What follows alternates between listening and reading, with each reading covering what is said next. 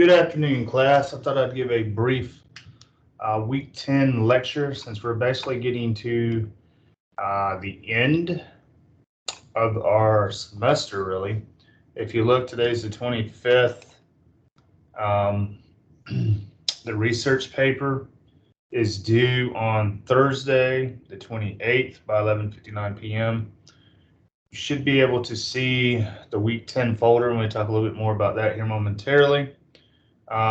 So you have research paper, final draft due on the 28th, the final quiz, which is due on the 31st. And then if you checked your email last week, I sent out information about the final exam essay, which is basically your self-reflection essay 2. If you took the midterm essay, which was essay 3, this was back around week 5, you're basically adding to that a little bit more. Or in other words, another way to look at it is you're basically writing 500 words to 2 pages on what you have learned since the midterm. So the midterm up until August 1st. Now again, if you still have your essay 3, you might be able to just download that, look at some of the comments and suggestions that I've made on that particular essay, so you can revise that and check, get that really checked up and just add to it. So if you did an essay 3, yours might be a little bit longer than 500 words or 2 pages, and that's fine because you could just sort of piggyback and add to it a little bit more. If you didn't do the Proctor U essay 3, which there's several of y'all didn't do, then you're going to have to sort of do this one by scratch. So you could sort of just pick up, basically what you've learned the entire semester, if you want to go that way with it. If you look, we got the countdown for the research paper, for the final quiz. This is the final quiz. You click on it. Here is the password that you would have to basically copy and paste. The quiz it deals with your MLA information. So if you read some of those page numbers from last week, if you look at these integrating the quotes part 1, part 2, that would be helpful. If you've been looking at some of these quality research papers, that would also be beneficial. I recently just sent out an email that has a little bit more information about research papers and MLA 9 as it relates to quotations. We'll briefly look at that here momentarily. This is your Dropbox for the actual research paper. If you still need, which hopefully by this time nobody needs to pick a topic, because the annotated bibs were due on Sunday. I still have a few left of those to grade. Some folks just didn't turn those in either. So just be mindful of what your grade is at this point, because we have some folks that are getting close to single-digit grades. I think one of the lowest grades I have right now in the class is like a 12. So, I mean, obviously, if you got something lower than a 50 at this point, chances are you're probably not going to pass no matter what you make on the last 3 assignments. I will say this, if you made a 0 on a quiz already, I let that be the lowest quiz grade that I dropped. So I went ahead and dropped one of your lowest quiz grades if you made a 0. If you have a grade that's higher than a 0 and you want me to drop one of your lowest quiz grades in mind, you have one in mind, and email me which one you want me to drop. Otherwise, come the 28th, which is the same day that your research paper is due, if you don't tell me which quiz you want me to drop, I'm just going to randomly drop one for you. I'm going to look for your lowest one and drop it. I did have some extra credit out there. I don't know if anybody's taken advantage of that as it relates to the Pretest to the library orientation. I sent an email about a week or so ago detailing that. I think 2 people have already completed that I was able to verify. And if you have completed that and I verified it, you've received 10 extra credit points to one of your lowest essay grades, basically either essay 1 through 4. I sent out an email. I didn't get any reply back about which one you want me to reply or put those 10 points on. So I just randomly put those 10 points on something just so I can say that I honored it. In any event, 10 points is going to help your grade, not hurt your grade, because it's going to go on one of the 4 essays. So if we flip the screen here a little bit, one of the emails or one of the links on the emails I sent you goes in a little bit more detail about MLA 9 as it relates to the format and about citing using quotations, blocking a quote, the parentheses, where to put the periods, that type of stuff. So if you look at this particular handout, it will help you as it relates to the parenthetical or in-text citation. It also talks a little bit about how to go about doing the works cited page. So that should be the very last page of your research paper. So you really need to have 6 full pages. So page 7 would be everybody's works cited page. So make sure that you have your 6 scholarly sources, which it seems based on the annotated bibs that I have graded or have reviewed so far, everybody's got at least 6 sources. If you need help as it relates to how to do the works cited page, I mean, clearly you can email me. We can set something up on Teams. You can visit the Camden County College Library if you want to meet, set something up before this thing is due on Thursday. Otherwise, I mean, you can look at YouTube videos. You can look at this handout. There are Mla generators. And what I mean by that is if you go to Google and type in MLA 9 works cited generators, it's going to give you a lot of pages. And again, you can go to a couple of them. I'm going to go to the 3rd one here. And you can just sort of pick whether you're trying to cite a book, website, journal article, video. If there's something else that you're using, you go to all types and kind of look through there. But just follow what it says. Let's say you're doing a website. You can put the URL or the URL in there and fill in to see how much they will fill in. Whatever they don't fill in, you may have to go back to that web page to look to see if you can fill in yourself and then add it. It's that simple. If you do enough of these, they will put it in the alphabetical order by the author's last name, which is, looking at some of the annotated bibs from Sunday, it looks like that's where a lot of folks had some issues. Because they didn't look at the review sample annotated bibs that I sent out or talked about during the, some lecture videos, because you have to have those sources in alphabetical order by author's last name. What else did I get? Let's see. Let me pick up another. Let's go over here. And I will bring this over. This is what I basically just sent out.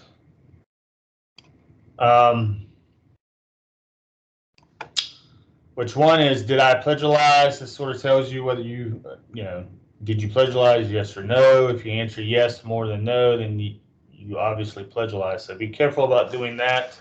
Just because we're at the very end of our semester, if you get caught plagiarizing your paper, buying a paper, borrowing a paper, to turn it in, or to safe assign plagiarism program that you've been turning in all your papers in, we'll catch it in real time. You will know it, I will know it, we will know what you're copying and pasting, what you're basically lifting off of this, lifting off of that. It goes with paraphrasing and summarizing. You got to cite that stuff, not just on the works cited page, but also in text or parenthetical. If you get caught the first time you get a 0 on the assignment. And collectively, when you think of your proposal, your annotated bib, and this research paper, that's nearly 40% of your grade at this point. So a 0 on the research paper would probably drop you nearly, could drop you 20 points or more. So if you're setting at let's say you have an 80 and you make a 0 on this research paper, then you have a 60 heading into the last 2 assignments. If you have something lower than the 80 and you make a 0 on the research paper at this point, chances are you got a D or an F in the class. And it really doesn't matter what you make at that point on your final quiz or the final exam. Chances are, if it's in the 50 range or below, you can make 100 on the last 2 things and still wouldn't pass the class. So be wary. Don't plagiarize. Don't cheat.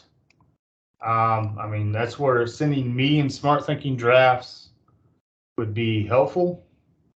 If you have other people around you, friends, other colleagues, family members, other classmates that know how to write research papers well, can check, for plagiarism, can check, spelling and grammar before you send it in the next, because basically you got about 3 days or so. Then I would definitely let them look at it, because the more sets of eyes that look at your work, the better the paper should be. I also put up a student model example. This is about 10 pages, a little bit longer than what yours needs to be. But the good thing is, when you look at these margins, it tells you some hints that you want to sort of keep in mind. If you want to see what a research paper, college level research paper looks like, this is how yours should look like. It has the quotations from your what would be your 6 sources. In this case, I think this person uses more than 6 sources because it's a little longer. I would definitely follow this as an example as it relates to the setup. If you're having trouble about research papers. But again, that's where smart thinking and I would come in. If you can, send your draft in a timely manner, I would say before midnight this Wednesday. The earlier, the better. But by midnight this Wednesday, that'll give me enough time to sort of look back. But if you look, this person has 1, 2, 3, 4, 5, 6, 7, 8, 9, 10. So they have about 10 sources, and I can go find Nicholson and the body of the essay and then come back and look here. So whatever you have parenthetically in the body of your essay, Danhoff, I should see a citation on your works cited page for Danhoff. If not, then something's going on, and then usually that's a red flag. Here's Danhoff. So you don't put stuff, just on your works cited page if you don't actually quote it and use it contextually in the rest of your research paper. Wikipedia is not a academic research website either. We talked a little bit about that in some of the videos a couple weeks ago. Whether you watched it or not, I'm not sure. But if you're using Wikipedia as one of your sources, really you shouldn't. And if you already have it in your paper and you're counting it as one of your 6 sources, then you need to find another source to use. So instead of having 6, you're going to have 7. Or if you use Wikipedia three times, then you're going to need to find 3 additional sources to use. So in that case, you would need to have 9 sources and not 6, because again, Wikipedia is not a scholarly source. You can use some of the references, right? You can click on some of those hyperlinks or web links at the end of that web page that will take you to some scholarly sources that you can kind of use, as far as summarizing, paraphrasing, and quoting.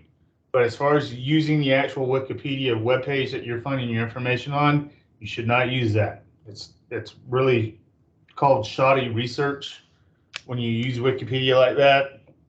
And the reason is, no matter how well written that web page is, there's just no way we can verify, because anybody in the world who can basically make a sentence or type can get on there any time they want, any day they want, and say a bunch of stuff about it, and nobody's going to go back and really check it or verify it at that time. So we just can't verify any of the information on Wikipedia.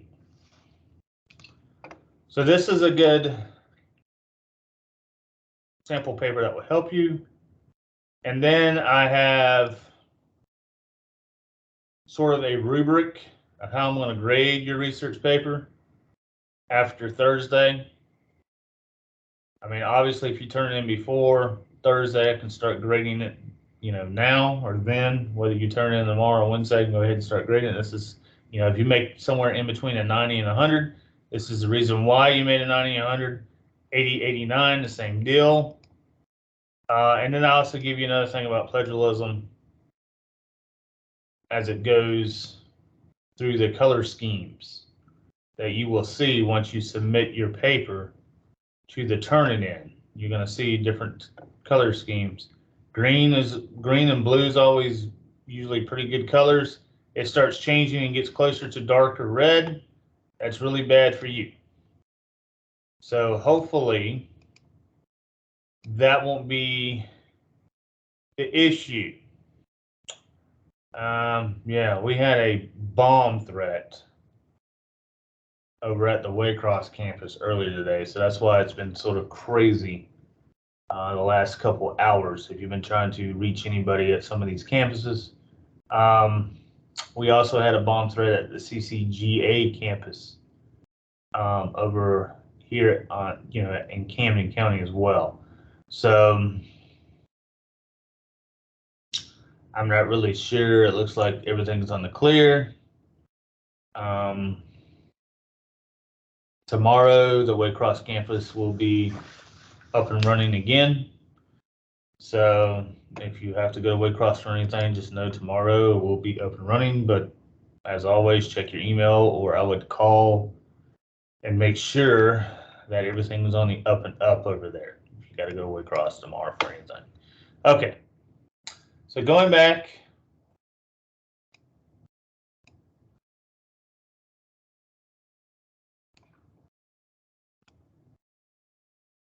That's pretty much it for this week. I mean, there's really nothing new to discuss. It's just sort of wrapping up the last 3 assignments. 2 of them are basically this week, one toward the middle of the week, and then one toward the end. And then if you go back to lessons, you will see your final exam is right here.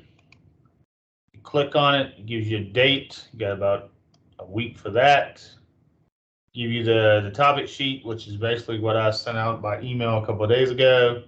And then there again, here's your Dropbox. So what I said in the actual email is you don't have to wait until 11:59 on Monday, August 1st to turn this in. If you want to do the final exam here in 2 hours from now, right? If you want to take it on Monday the 25th at 6 o'clock, only thing you got to do is, because it's not a ProctorU event, is type up the 500 or the two-page rule, extend on your essay 3 if you still have that, spell and grammar check it. You can send me drafts of your final exam if you want. You don't have to, but you can. Same thing with the Smart Thinking. You send them drafts, but just upload it.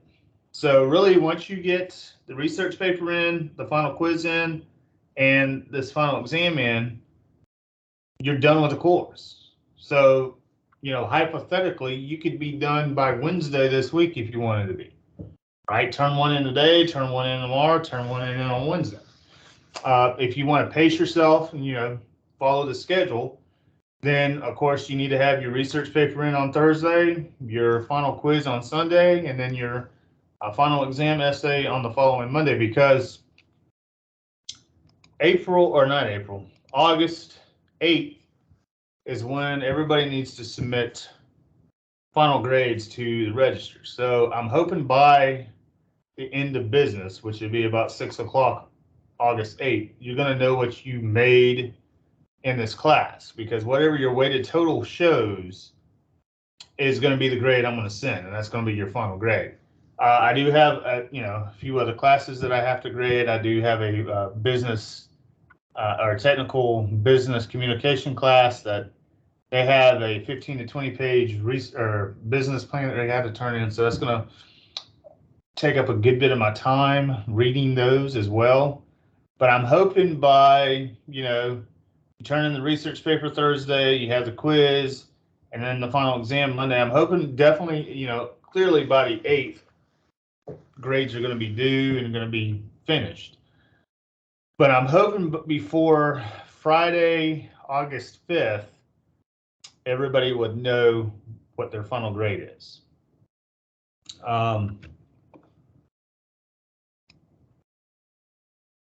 So that's it. Again, if you go back and look at the email about the extra credit that I sent out, I will see if I can find that again. That's information about the final exam. I sent that back on the 19th, which was last Tuesday. Let's see. There's information about the final quiz 6, which that was last Tuesday as well. Okay, let's see.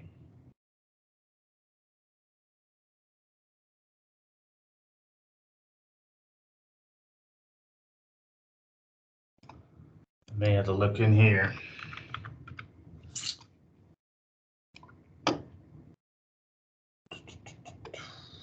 Extra credit. Something else right here, I think. So the extra credit email I sent back on Thursday, the 14th of July. So if you go back to the 14th of July, which would be not last Thursday, but the Thursday before that, so 2 weeks ago, basically, there's a pretest and a post-test. Do both of them. I really don't care what your grade is on either one. Your pretest is probably going to be lower than your post-test, but you need to take a snap picture of what you made before you hit send. I need to see it both for both the post and the pre. Take a picture, send me an email.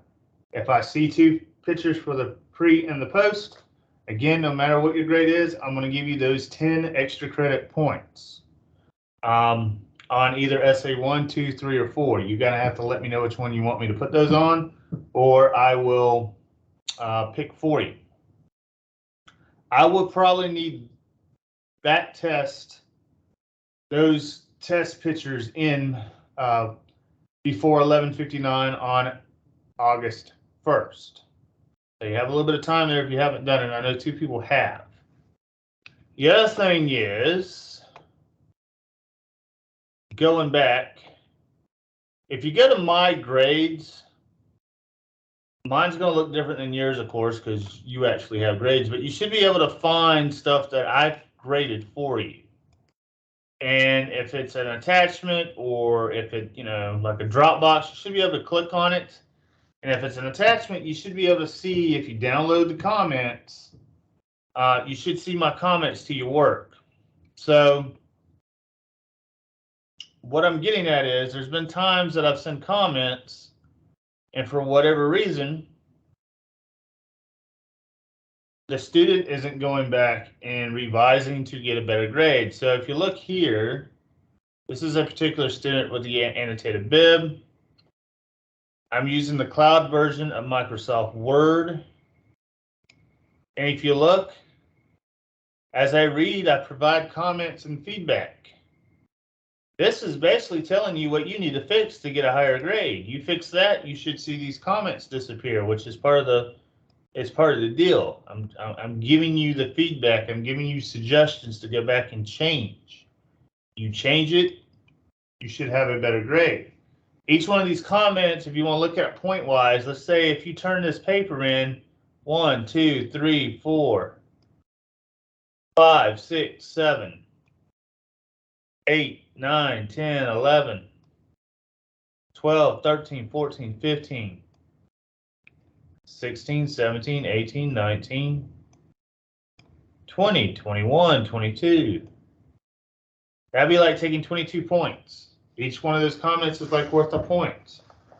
So you go from 100 minus 22, you're basically what? 78. So you go from an A plus to a C plus if you don't fix these comments or lower. So the whole reason about sending me drafts and smart thinking is for us to help you.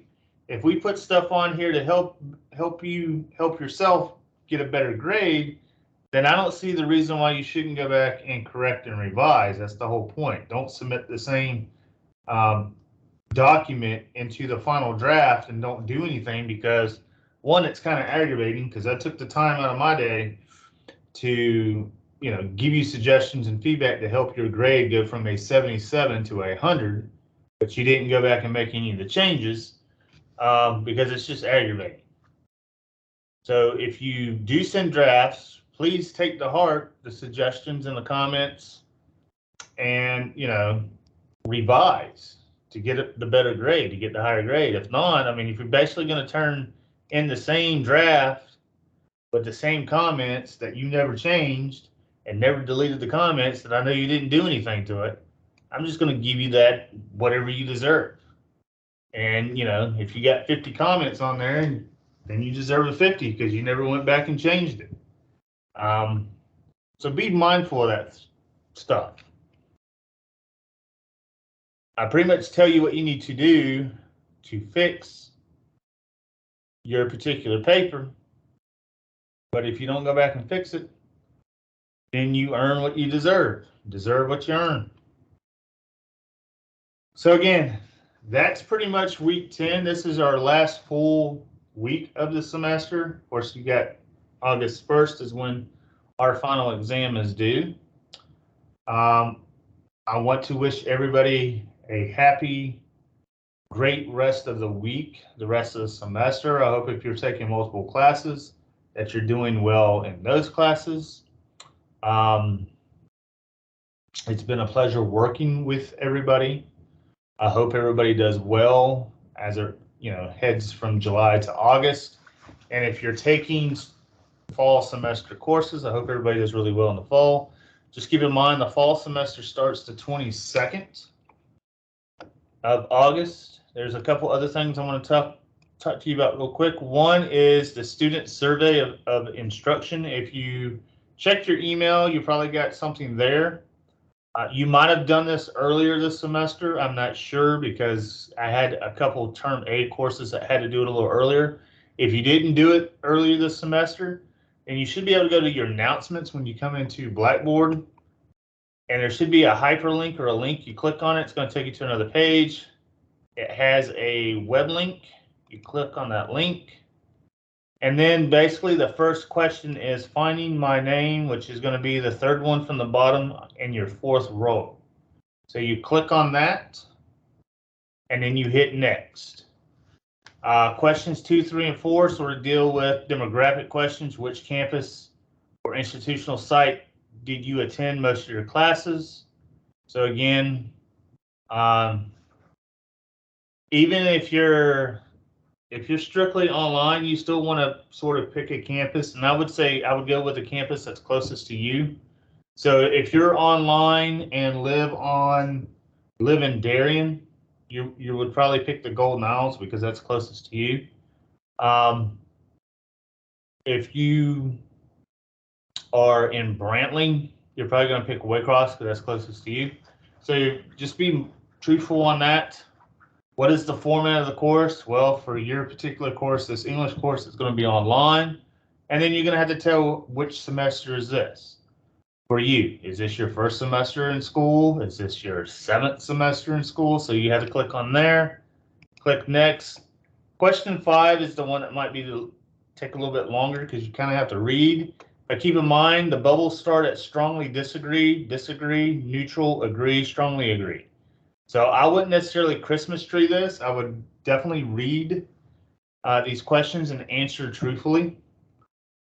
This helps me for future semesters and future students. Don't worry, I won't know who did it unless you put your name there. I don't see these until after all the grades are turned in, so I won't be seeing this until after the 8th of August.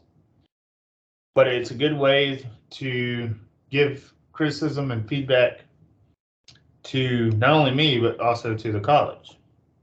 Hit next.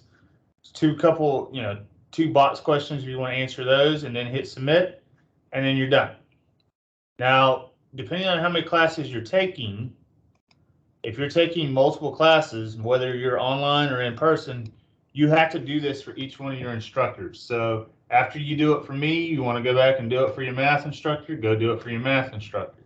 Then go do it for your nursing instructor. So if you got 4 classes, besides mine, you got 3 other instructors you got to evaluate. Again, I would say the earlier the better if you can get this done. The deadline really for this is going to be, August 1st by 11:59 as well. So please do that, and I will appreciate it. The other thing that I was going to show you, in case some of you may need, if you get once you log into your Blackboard account, you should see something that looks like this before you go into Blackboard. There's still time for those that are not doing so well in this course.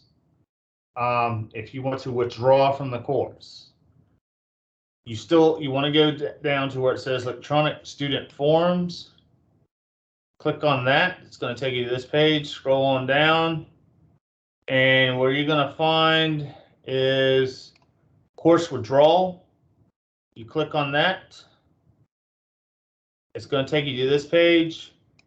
You're going to have to fill out the top part, and then you're going to have to do your signature, do the date, and then hit submit.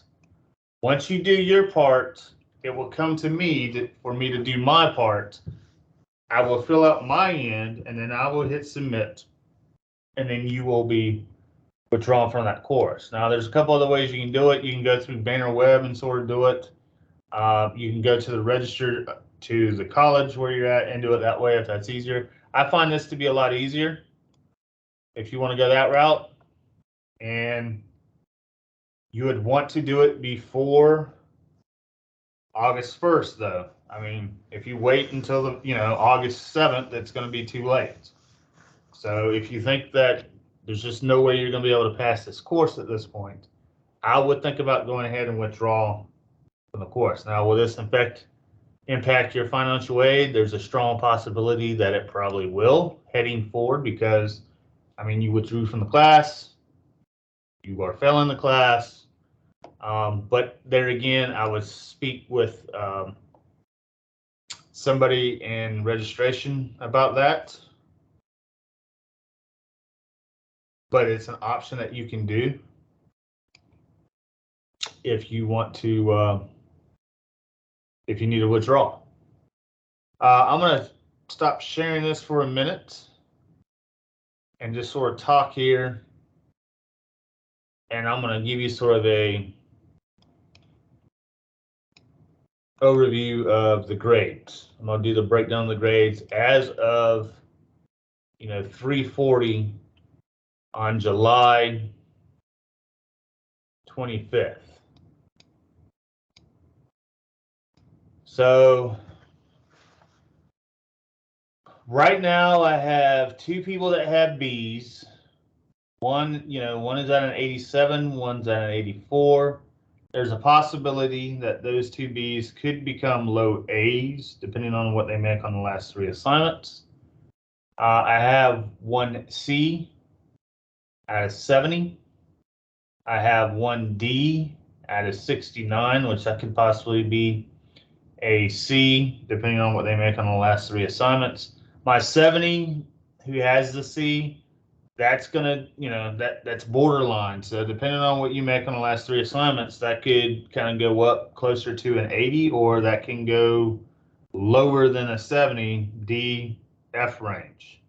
So I would be careful there. The next, I have 1 person that has a 12 in the class, which is failing. Another person that has a 40 in the class, 41 rather, who's failing.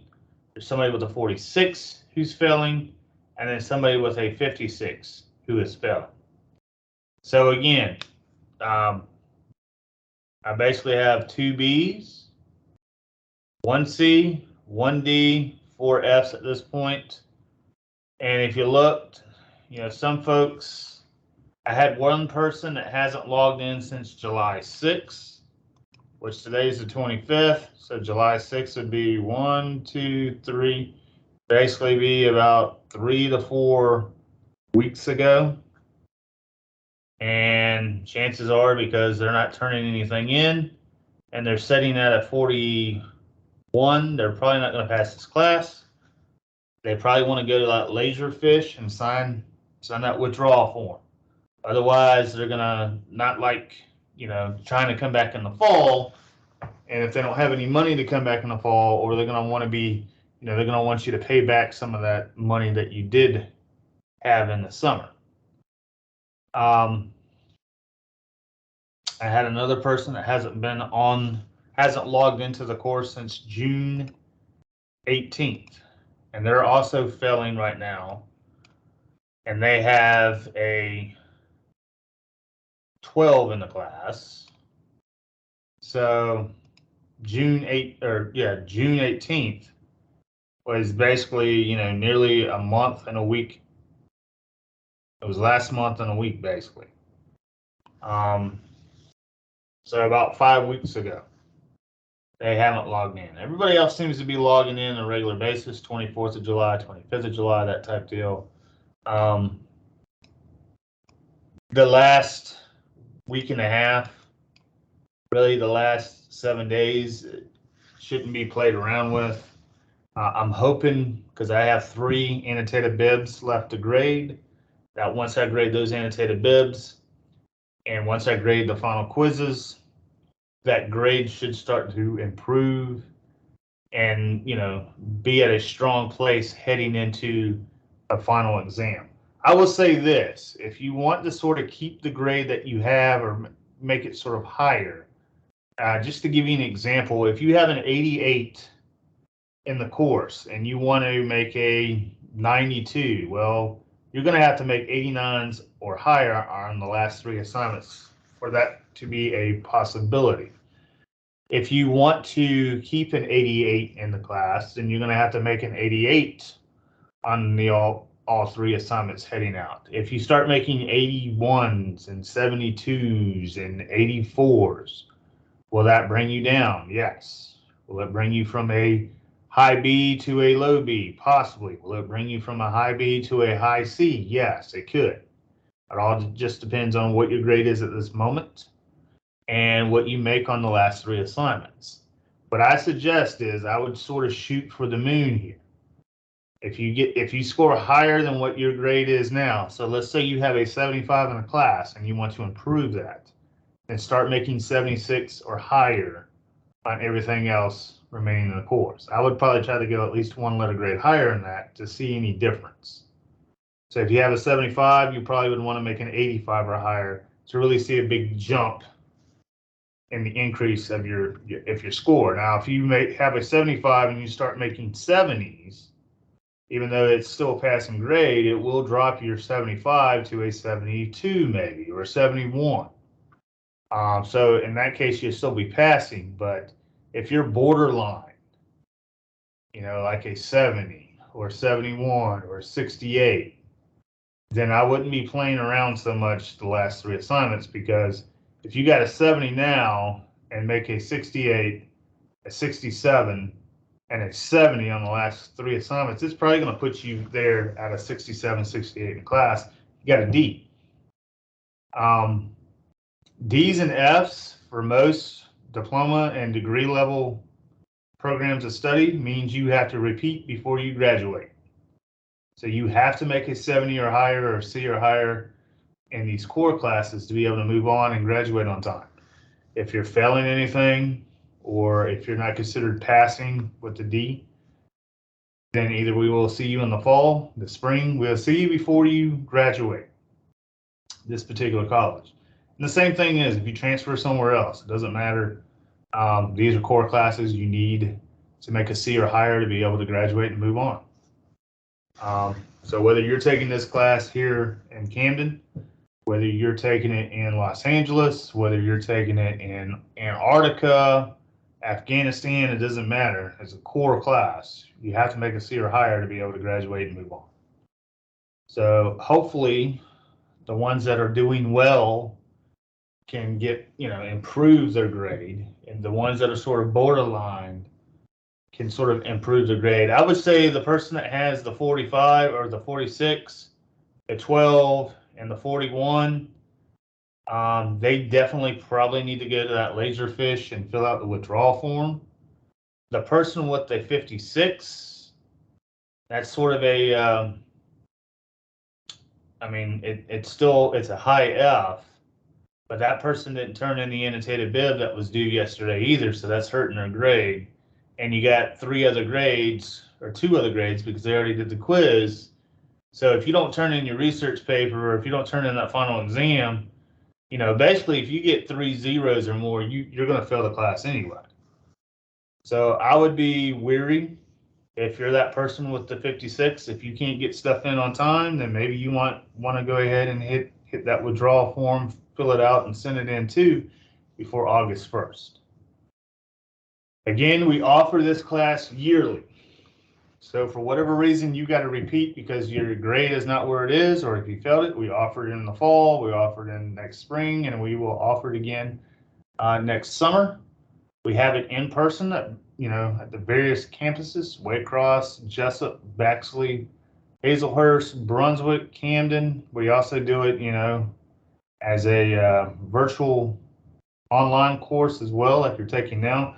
But I would suggest if online learning is not your thing, I wouldn't recommend taking any additional online courses. I would try to do the hybrid or the in-person courses from here on out, so you don't run into similar snags as you had maybe with this course or with other online courses. They seem like they're convenient. They are to some degree because you don't have to actually be anywhere at a particular time. They save money when it comes to the gas. They cost basically the same amount, whether you're in person or not. The information is basically the same. You may actually have more to do online because of, trying to verify folks. But not everybody's geared out for online learning. It's not as easy as it seems. And if anybody tells you that online, taking classes online is really easy, then either they're really, really self-motivated and can do it, know what they need to do, have found the pattern, or they really have never taken an online course to really give you that expertise, so to speak. Because a lot of people will say, well, yeah, online learning is really easy. Well, if you really start talking to them, you can kind of pick their brain and say, well, how long were you in an online class? And they could tell you, well, I was only there for a couple of weeks and then I had to get out because I couldn't understand it. And just sometimes people tell you online courses are the easiest when they're really not. So if you can take in-person classes, if you can, put that in your schedule. I know some of y'all work, some of y'all have kids, I understand that. But if you're not a virtual internet online learner, then these online courses are not going to get any easier heading, further into your academic career. I would just try to make the effort to take more in-person courses if possible, because it doesn't cost anything different. The only difference would be, you got to be somewhere at a certain time, and yes, you're going to have to pay a little bit of gas going there and back. But if you live in Camden, then I would try to stay localized. I would try to stay with Brunswick and the Camden campus. I would try to go to Jessup or Waycross unless that was the only way to do it. All right, I'm going to go ahead and end it there. It's going on 4 o'clock on my side. Again, email me your drafts, email me your questions if you have any. This may be sort of one of the last videos. I may give it one more as it gets closer to the end of the week. But as far as learning anything new, you're not really learning anything new. If you kept up with the reading for last week and this week, if you look at the weekly folders, it's basically drafting your research paper, drafting your final exam essay, getting to the position where you can go ahead and finalize both of them. One before this Thursday, the other one before next Monday, or by Monday 11:59, and then just wrapping up that last quiz. 3 assignments, that's it. 3 assignments in 7 days. I hope everybody has a great rest of the week. Good luck on your finals coming up, and good luck with future classes in the fall. And until we talk again, have a great day.